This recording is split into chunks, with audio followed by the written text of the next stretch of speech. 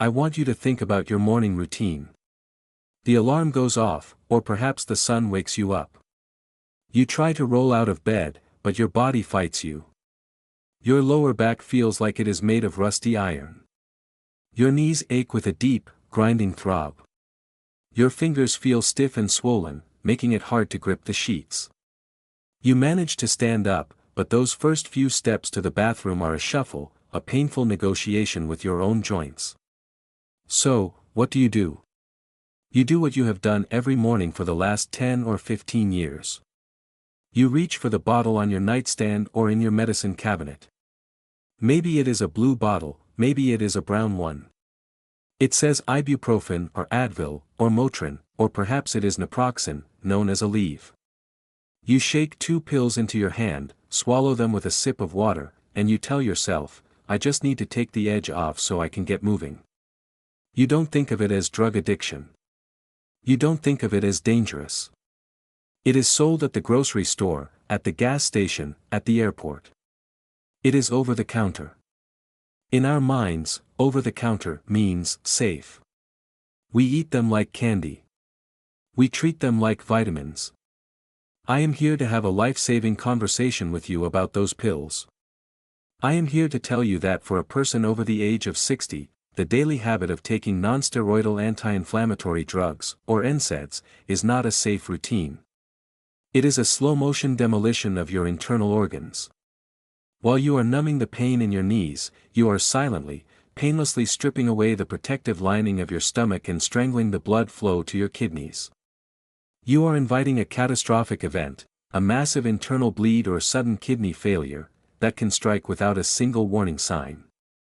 Today, we are going to expose the hidden dangers of the vitamin I habit. We are going to explain the mechanics of how these drugs turn your stomach acid against you. We are going to visualize exactly how they squeeze the life out of your kidneys. And most importantly, because I know the pain is real and you need relief, I am going to give you the safe, effective alternatives, from topical gels to powerful natural spices, that can manage your arthritis without putting you on a dialysis machine. By the end of this video, you will understand why that bottle of pills needs to go to the back of the shelf, and what you should reach for instead. To understand why ibuprofen is dangerous, we have to understand how it works. Pain is caused by inflammation. When you have arthritis or an injury, your body produces enzymes called COX, cyclooxygenase. These enzymes produce chemicals called prostaglandins. Prostaglandins are the messengers. They tell your brain, we are hurt. Swell up. Send pain signals. NSAIDs work by blocking the COX enzymes. They stop the production of prostaglandins. No messenger, no pain.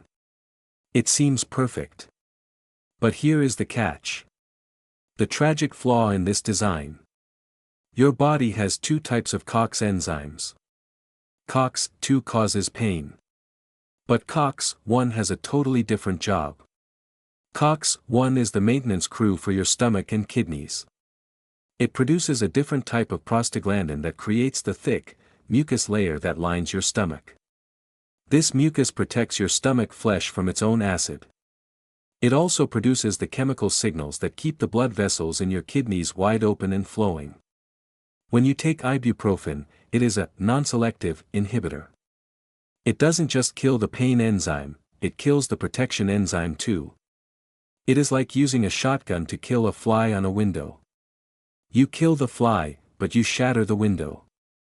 Let's talk about the stomach first, because this is usually the first place to bleed. When you take these pills daily, you are systematically turning off the production of your stomach's protective mucus shield. You are leaving the stomach wall naked and exposed. Your stomach acid is incredibly powerful, it can dissolve metal. Without the mucus shield, the acid starts to digest the stomach wall itself. It burns holes in the lining. These are ulcers. The terrifying thing about NSAID ulcers in seniors is that they are often silent ulcers. You might not feel a stomach ache. You might not have heartburn.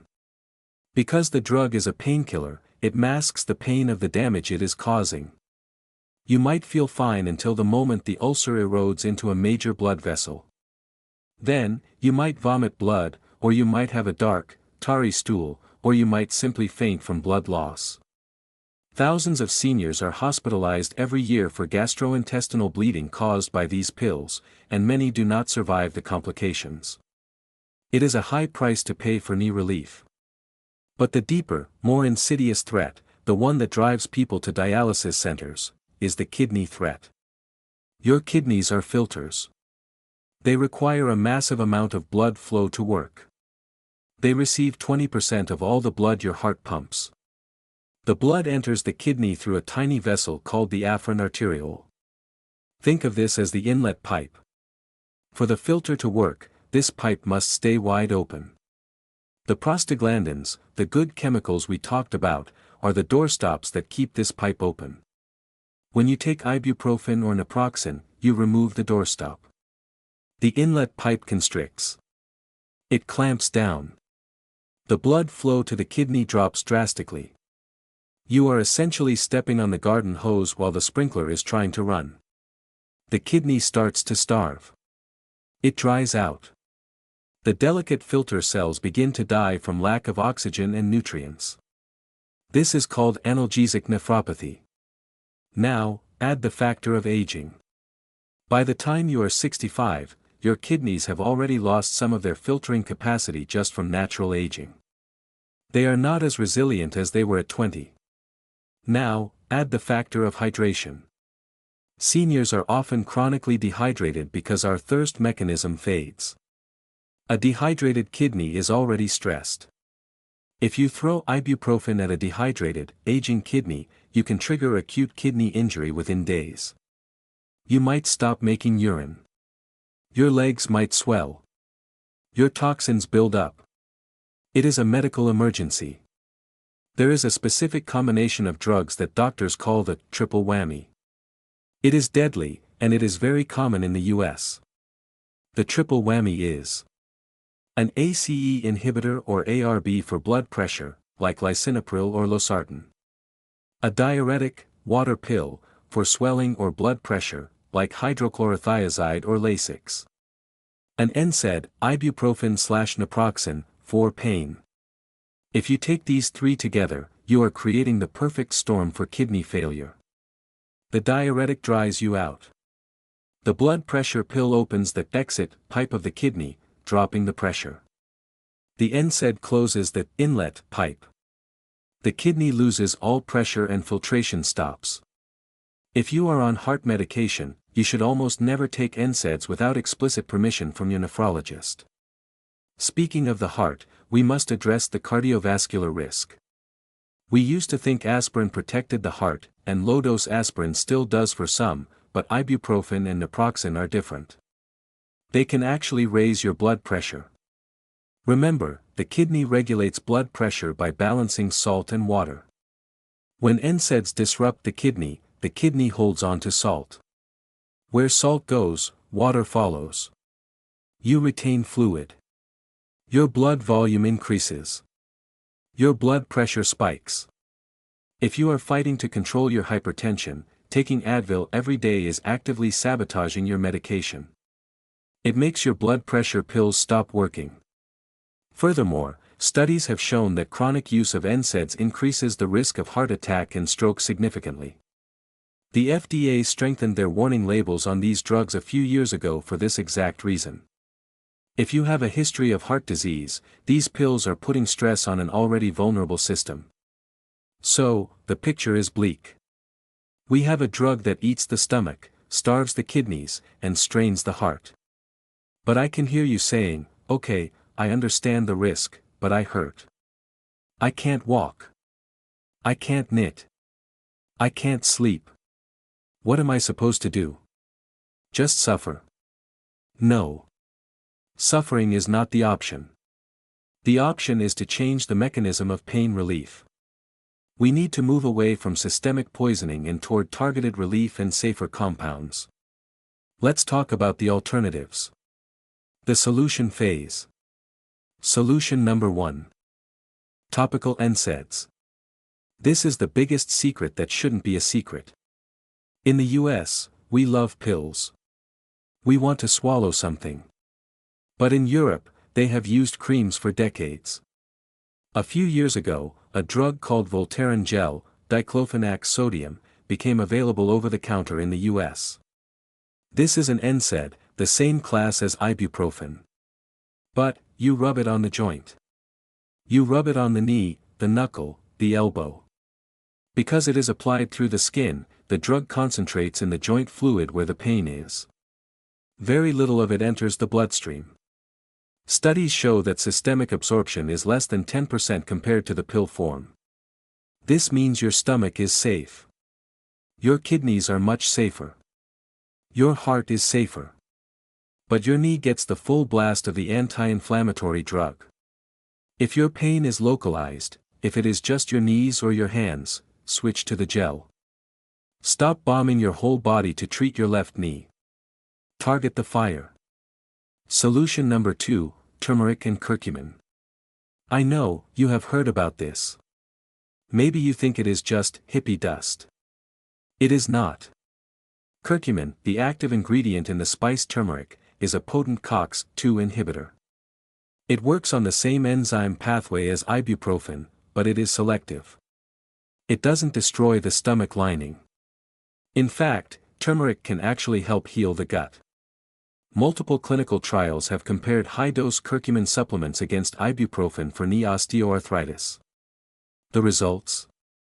The curcumin was just as effective at reducing pain and stiffness, with almost zero side effects.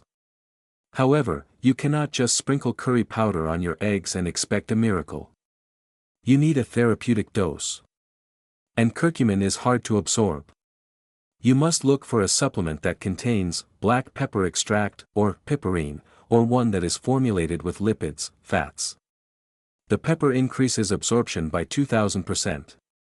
Without the pepper, you are just making expensive urine. Look for a high-quality curcumin extract, take it daily, and give it 2 weeks to build up in your system. It is a long-game strategy, not a quick fix, but it is safe for your kidneys. Solution number 3, acetaminophen, Tylenol. This is the other bottle in your cabinet. Acetaminophen is not an NSAID. It does not reduce inflammation. It works by blocking pain signals in the brain. It is essentially a signal blocker. Because it doesn't touch the prostaglandins in the stomach or kidney, it is generally considered the safest option for seniors with kidney or heart issues. However, it has its own danger, the liver. Tylenol is safe if you stay under the limit. For seniors, the limit is usually 3,000 milligrams a day, lower than the standard 4,000. And never, ever mix it with alcohol. If you have a glass of wine with dinner, do not take Tylenol.